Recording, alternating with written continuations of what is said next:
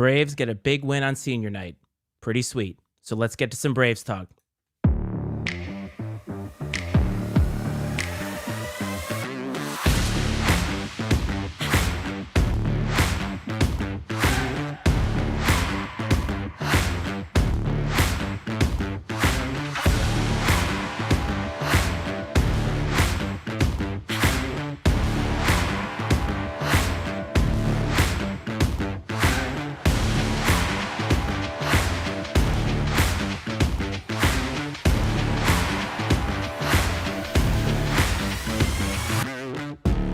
The calendar officially turns over to March.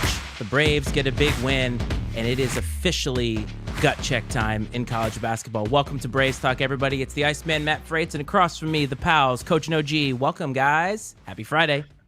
Iceman, Dad, OG, and Braves Nation. Welcome to Braves Talk. This is exciting.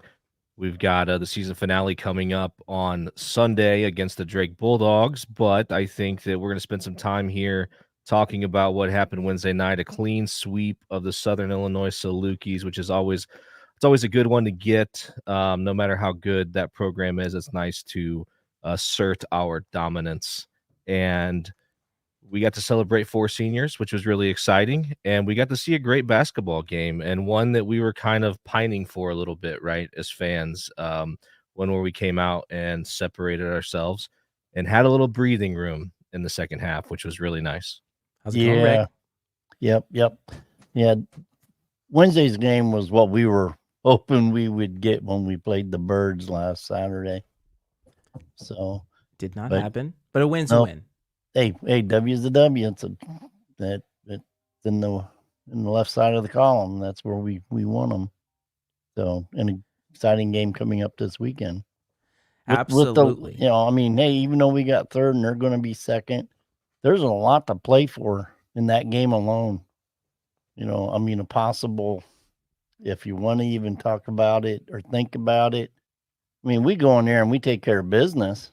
We're not going to go to the second seed, but that might open the door for conversation for a possible NIT bid, depending on how we play and such. So definitely a lot to look forward to for sure coming in. But let's talk about Wednesday. So Wednesday I was sick, but I was able to watch the first half, and I was able to see how Coach Wardle, started all the seniors, which I hear, Rick, you were not a big fan of, but I think it worked out. Team jumps out to a big lead, and you get to see the strength of the team as the first half goes on. It was a very physical first half, but I felt like they were playing great inside in the paint.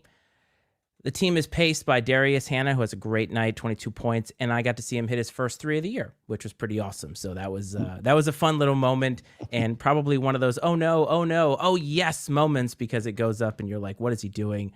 But it was a fun moment, I thought, and the broadcast team did a pretty good job of highlighting that moment. Duke and Malavai each in double figures. Malavai has a big night with 6 blocks, highlighting his potential candidacy for Defensive Player of the Year.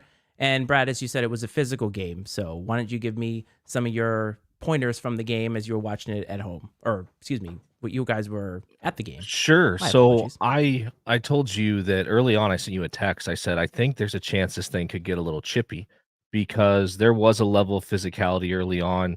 And I think, right now, right, the book's out kind of on Bradley, that if, sort of the a strategy that a lot of teams are using against the Braves is to come out and be extremely physical and to try to impose their will physically against us. And SIU did that.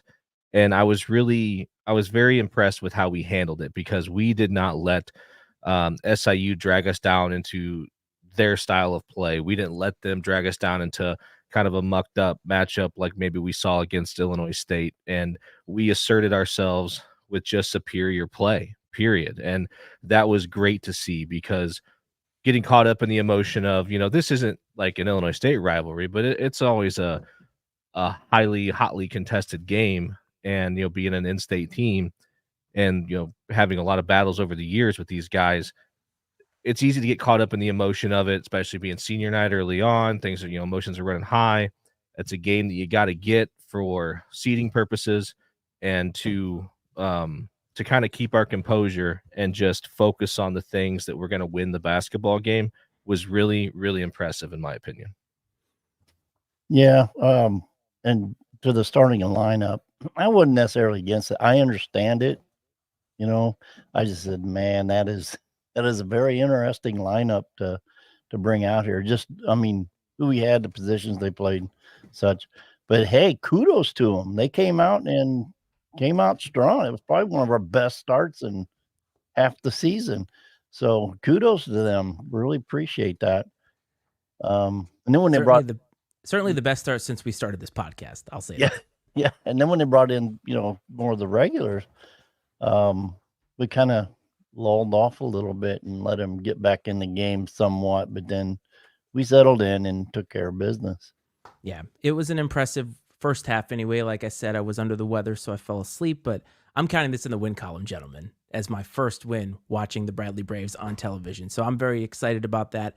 But it was nice to see. Remember last week how you guys kind of gave me a little shit because I said, oh, we'd like to have an easy game. And easy was the wrong word, but a game in which they played really well, didn't have to grind all that much the way that they did against the Birds. And they kind of got that as we're heading into the next game. So that's something that I'm not taking a victory lap per se, but it's what I was hoping to see. And I think the team got that much needed confidence. Now you're stacking wins on top of each other as we're heading into the regular season finale.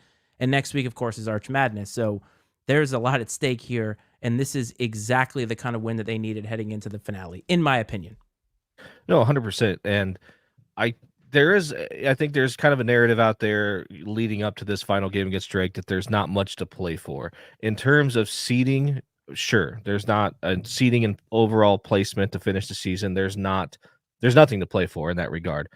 But I think when you want to look at overall resume, I believe it would be considered a quad one win for Bradley if they were to win this game at Drake, which would be great for any resume, whether it's to help improve the resume come NCAA tournament time if we win an Arch Madness, or if it's to give us a strong enough resume to get an at-large bid to the NIT. Either way, I think there's value there. And two, with the way we've been stacking wins on top of each other, you don't want to sort of get off track. I think you want to come out, you want to execute the things that we've been working on, you want to play within the system. It's more so and not practice. I don't want to say that, but you don't want to sit around and get rusty either, because you're not going to play until late next Friday night. And that's a long break for these guys. These guys haven't had a break like that since the season started. And so you don't want to get too complacent and too worried about resting. I think that you have to manage these situations very carefully to make sure that the team is at their best come tournament time. And something else I want to mention about the game, there was a little bit of chatter happening on X about the officials. And I thought all year that the officiating has been pretty mediocre, like consistently both ways. Honestly, it hasn't been like, I don't think it's been, the poor officiating has been skewed towards Bradley or anything. Of course, as fans, we're always every fan base feels like they're getting jobbed by the officials at some point in time. But like objectively, like I just think it's been pretty consistently mediocre. And to see, I think there was a Southern fan that made the comment, that we won because of the refs. Well, my man, like you can't lose by, you can't lose by 20 points and blame the officials. If you lose by 3 or 4, and you want to say there was a call here or there that maybe changed the outcome of the game or change the trajectory of the game, that's fine. But you can't sit there and, I'm sure it's just caught up in the emotion. I probably would have been saying something similar had the shoe been on the other foot. But is there anything else? Is there any other profession in sports where you could? I'm not saying it's an easy job by any means, and I know that they have a hard time finding officials, which is probably the answer to this question. But is there any other profession where you can be so inconsistent and do a poor job and there appear to be no consequences I can think of two. And I feel politician and a weatherman. A weatherman, that's true. Yes. And I think that when you look at sports officiating in general, I feel like officiating basketball is very similar to the strike zone in baseball. It's just like almost purely subjective, purely judgment. And there's not a lot of black and white to it. Yeah, there's some very obvious out of bounds calls and things like that, but just what gets called a foul, what doesn't get called a foul from end to end, and inevitably, almost always, they find a way to get the fouls close to even before halftime, no matter how big that disparity is in the first 10 minutes. And it seems to go the same way in the second half. It's just really, really interesting. And it's just been bad, truthfully. Yeah. Real quick though about the weather guy. I was one. I was a weather specialist in the Air Force. So easy on us. There's a lot more to it than most people understand. Anyway, back on the officials. Go ahead. What are you Hold gonna on. say? A meteorologist for sure. But Pat Sajak started as a weatherman, a guy who just points at a board and tells you what's going to happen. Meteorologist, I'm giving a lot of credit to because that's a science. They're actually studying it. But I could put a suit on and tell people what's going to go on if somebody tells me what to say. That's the distinction that I'm making. I'm not putting down weather people in general, but I am making this distinction over. There is a science to it. I will tell you that. Well, there is. Anyway, back to the officials. I think the post that I saw was someone said something about, would Bradley have as many wins if they weren't always getting calls from the officials? And my point is go back, look at every single stat of the games that Bradley has played.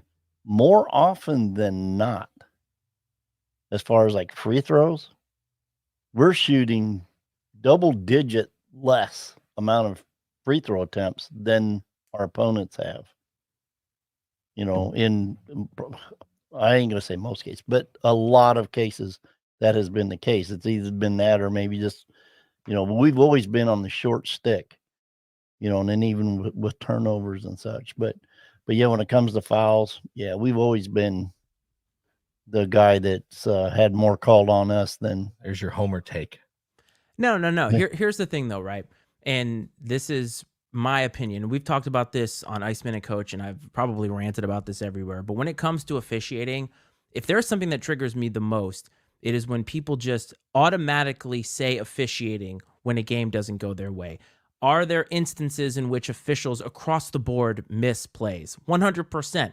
All you have to do is go to the NBA this past week to look at that, where the Knicks got away with one when the Pistons guy got tackled at half court. Nothing was called, and the Knicks end up getting the game-winning basket because, let's face it, the Knicks are more appealing than the 8-win Pistons, right? So these things are going to happen. But I get really triggered because there are fan bases, and I'm not even saying this is the Valley, but in general, who it's like, dude, you lost by 20, okay? Like, in no world would a bunch of fouls somehow aggregate to you and then winning a game that you lost by 20 points. The Salukis lose by 5? Sure, you can go nitpick some of these calls. But over the course of a season, most of the time, the calls that are beneficial to a team and the calls that go against your team are going to zero themselves out. A lot of times it comes down to when they're called. And we've talked about that on this pod before, where it seems like Bradley is getting calls going against them at the worst possible time. But it doesn't necessarily mean that the officiating's all bad, but inconsistent officiating has been something we've seen plaguing sports for the last, 5 years probably, even at the professional level. And fans are sort of to blame for that to some degree because of the treatment of these people. I think we do lose sight of the fact that these are human beings that are doing a job, and in most cases probably not making a lot of money to do it, especially at the high school and lower levels. I'm sure these college guys make a decent amount of money, but it's a lot of times it's a labor of love and giving back to the sport and being a part of it, because it's not a very desirable profession to get into because of how you are treated, and that you are the only people in the arena that, like, both teams' fans are likely actively rooting against at all times. And I will say at the same time, it's very rare that you see a foul be called and the coach of the team that it's called against isn't chirping about it. And it would get frustrating that every single time you call a foul, you got to listen to the coach piss and moan about the call, or the player Or Rick. show his body language about the call or whatever else. I do think there's a time and place to let the officials know maybe that you're unhappy about a call that was made, but and maybe they've just been desensitized to the lashings that they get. And Josh says officiating has been pretty decent this year, all things considered, save the Drake game at home, which was some of the worst we've seen in many years. And I've said before, I'm not a an expert on the X's and O's of basketball and specifically maybe what does constitute as a foul and doesn't. There, our buddy Kevin who sits behind us is pretty knowledgeable, and there's times where I'll see a call and I'll think that it's not a foul, and he's like, "Oh, it's definitely a foul." And I trust his judgment because he knows more than I do in that regard. So there was one the other night where you were said it wasn't a foul. We got called for a moving screen, and you said it wasn't a foul. We're both like, "That's definitely a foul," or whatever. But Yeah, I was it's like, "You're the only subjective. person in the building that doesn't think that's a foul." But It happens though. yeah, Like it's not a Rick thing, it's not a Homer thing. Sometimes we want a result to happen, and so we kind of, I don't want to say delude ourselves, but we think like, oh, that was definitely it. And then when we go back and we look at it, we're like, all right, you know what? In the heat of the moment, it is what it is. But I don't want to harp on the officiating because that's taking away from Bradley's win, in my opinion. But a couple things that I took away from this. Obviously, Malavai had a great game defensively. And Brad, you said to me offline today that he should be in position, if not winning Defensive Player of the Year in the Valley. yeah, I would think so. If you look at the statistics, look at the full body of work, I don't know how you could not give it to him. Maybe people would feel like, well, that's just the easy thing to do, but the guy is such a model of consistency on the defensive end, and what he does from blocks to steals and just locking down the guy that he is guarding. That's not something that's not really a statistic, right? An official statistic of how many points you give up. But I guarantee you, man, that like I'm sure he's probably had a bad game here or there, but he has. I know that Jason King got the best of him a little bit in the Indiana State game in Terre Haute, I believe, or maybe the one at home, maybe both of them. I tried to put those two games out of my head, but he usually is tasked with defending the other team's best player, and the overwhelming majority of the time, he shuts that guy down, and that guy is not a factor at all. Now, seems like we struggle at times to contain number 2 or 3 on their team when that happens, but we always, he usually locks down that guy that we say, we're not going to let this guy beat us. And that's thanks to Malavai that doesn't happen more often than not. And Rick, Yeah. the turnovers, less than 10 turnovers again, 6 turnovers. This to me is the sign that this team is poised to make a run in Arch Madness. What do you think? Yeah. Their focus on details, making the extra pass, when it's there. They still every now and then will throw a pass to make you scratch your head. But I don't know if you've seen it. There was almost back to back our guards, and I believe it was Hickman and Duke, but one did a behind the back pass to the other, and then almost immediately another behind the back pass back to the other guy. And I'm like, okay, that's a little fancy. You don't see that very often at all. But no, yeah, the turnovers, yeah, keeping them in check. Those and keeping our fouls down. Yes. Because we only had where's our fouls at?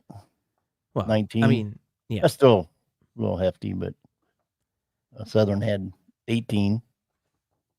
So they always find a way to get it even. Yep. Yeah, but the thing is, the Braves scored 22 points off turnovers compared to, I think it was 6 for the Salukis. That to me is, again, when you're taking advantage of getting the turnover, because sometimes you are able to get the ball away, stop possession, but you don't get that bucket. And Brad, you talked about that last week, remember, with the game against ISU, where it's like you just want them to get a stop, get a bucket, get a stop, get a bucket. And it was like they would get a stop, not a bucket. And here, when you're actually able to get the transition going and you're able to score off of those opportunities, that leads to these types of wins. And that to me leads to momentum. And so before we get into the Drake game, though, I want to talk about the seniors a little bit. And Brad, you're familiar with them and you listed out some of the accolades or some of the things you want to talk about. So I want to let you start and highlight the 4 seniors that were highlighted at Carver the other night. Yeah, so we'll start with Connor Linke, right? So we've talked a lot about him the last couple of weeks. He's come on, played some meaningful, productive minutes for the team. And I don't want to go on we really talked about him a lot last time, so I won't go on a ton, but just in general, the character and that he has shown remaining mentally engaged and to be a good teammate through, 4 years of not playing a whole bunch, right? And accepting his role And now when he's getting an opportunity, he's really taking advantage of it and showing that, you don't come in and do what he's done if you're not locked in and participating in practice every day and putting the work in. And to see that, even knowing that, his time may never come, the dude still showed up every day and put the work in to get better just in case, right? Right. Hey, if my number's called, I'm going to be ready. And he was, and he has been, which has been outstanding. And he does, I believe he has a COVID year he could use next year. I'm not sure that we're expecting him to necessarily be on scholarship next year, but that's just kind of the general speculation. Um, I'm not sure what his intentions are moving forward, but uh, he's been a staple to the program and just very consistent, and just the stability that he's given things. So this over the last 4 years, this team's been through a couple of they've been on some bumpy roads here and there, and you got to have high character guys like that that can hold things together. Gonar Bilyu. So Gonar, I think there might have been some higher expectations when he came in, but things didn't quite pan out, and really like we've got a lot of quality depth at his position on the roster, which does make it tough to get on the floor.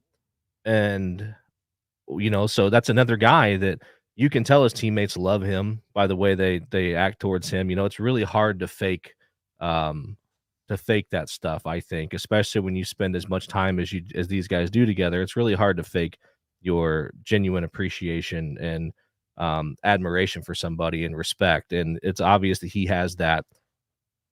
We forget that these guys have to practice against somebody during the week, right? There's someone that's got to come out and push these guys in practice and make them put forth an effort.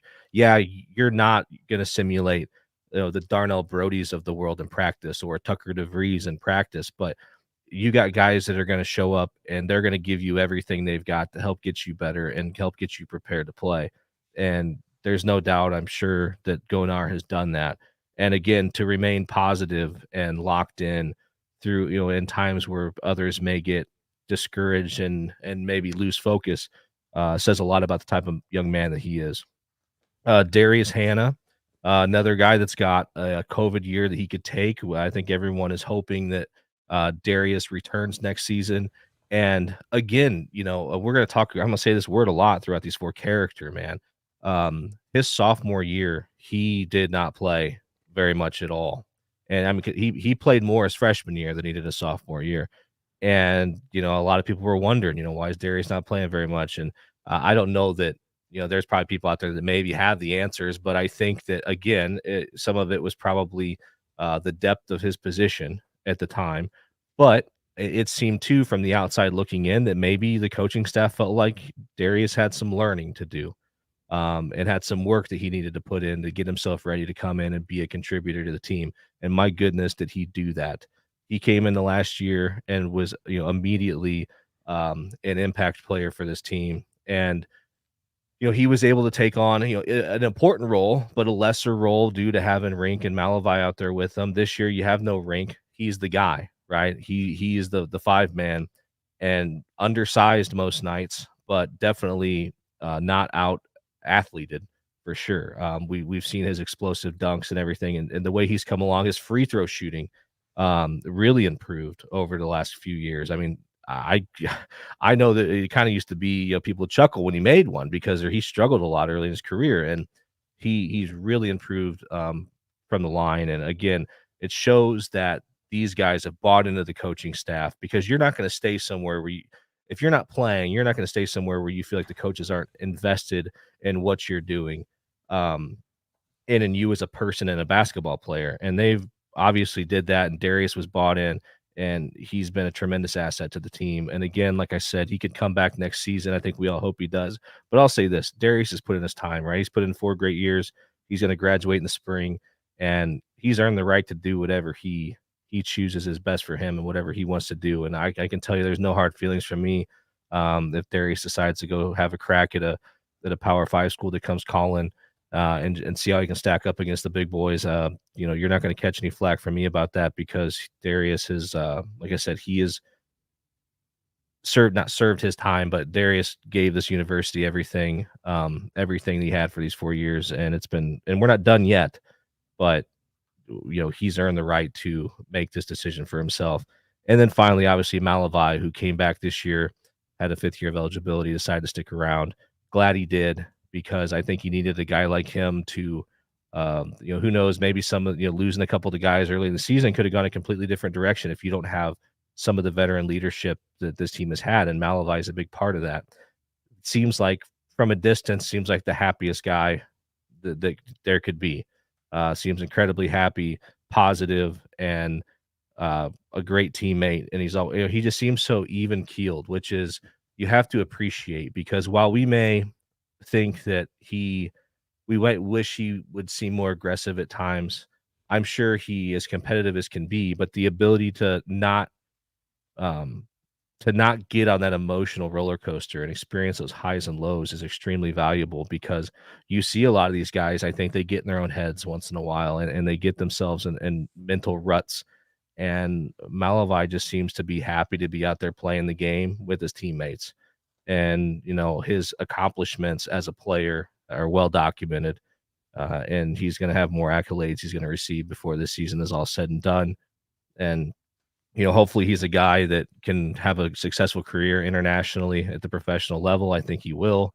And it'll be fun to follow him after he moves on. But, these are 4 very high character young men who have contributed in different ways to the program. And it's going to be tough to see him move on, but we're grateful at the same time for everything that they've contributed. Yeah, I'm not as long-winded as him. So I'm just going to lump all 4 of these wonderful seniors into one little thing here. And that, from me, appreciate your time, your efforts, your sacrifices in representing the university, as well as all 4 of you have, to come out and entertain the masses each and every game. And as Brad said, the character is very high. Those who stick around the university and play for Coach Wardle will always have high character. I think that's been proven time and time again. So, but congratulations, and I wish nothing but the best for each and every one of you. And yes, I do hope Darius Hannon does come back next year. I know he said he will play. We just hope he comes back here. If people knew and understood and can see the vision of what this team can be like next year, even many other teams in the Valley, I got to include them. If everybody in the Valley came back that can come back, the Missouri Valley will be an even stronger basketball conference than it is this year. And Rick doing the dad thing, lumping all of his kids into one, not picking a favorite when he absolutely has a favorite. So congratulations to you, Rick, on being dad of the year once again. So congratulations to our seniors, and Brad said it all, Rick said it all, and we're not done yet. So let's move on to the Drake game we got coming up this weekend. Last regular season game, big rivalry. Obviously, the game at Carver last time was a tough loss, hoping to avenge that loss, but I do have a theory.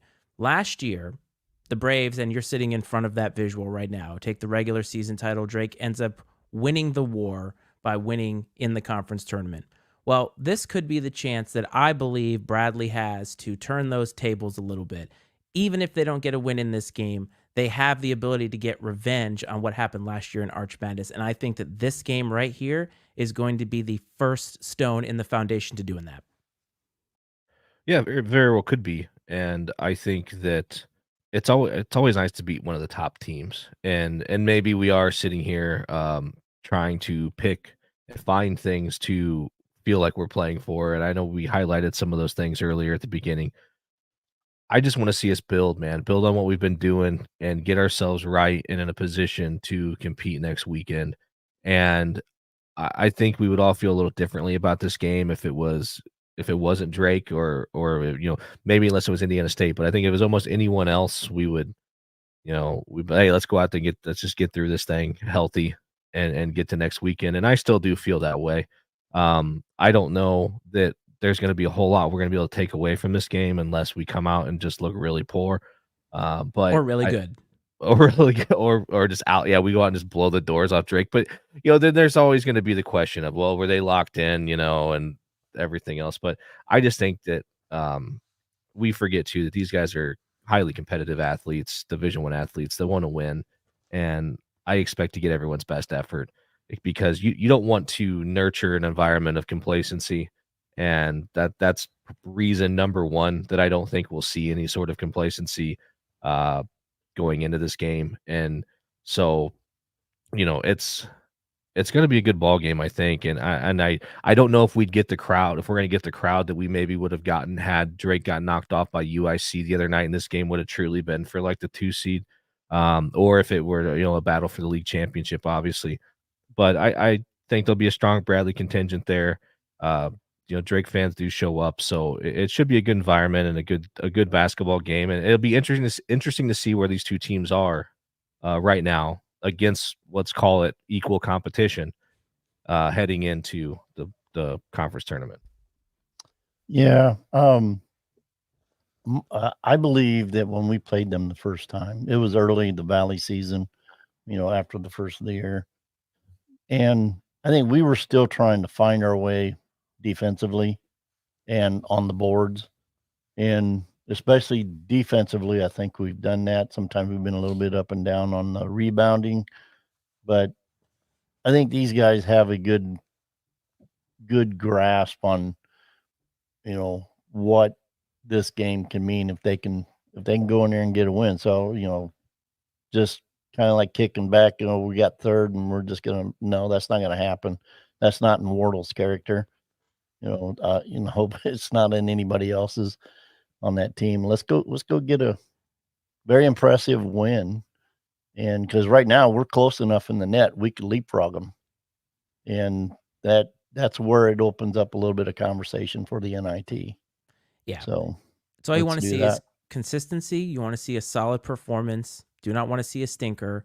But Rick, you did mention that we have one game to go, and you mentioned how there's still a lot to play for. And in the Valley, slotted under Bradley, because Bradley's locked in at the 3 seed right now, you have UNI, SIU, and Belmont. They're all kind of tied with the same record. And ironically, UNI and SIU play each other. So there's going to be a little bit of jockeying for position. Those two teams have a lot to play for in terms of seeding. Belmont is going to host Evansville as we head into Arch Madness. And there is a lot going on right now. Even though there's one game left and Bradley is slotted into the 3rd seed, they have something to play for. And a lot of these teams that are right underneath them have a lot to play for because, Brad, as you like to say, every team in the Valley says, don't catch us in the tournament because we're dangerous. Yeah. And for the record, I was perfect on my games Wednesday. Congratulations. Barely. Tuesday.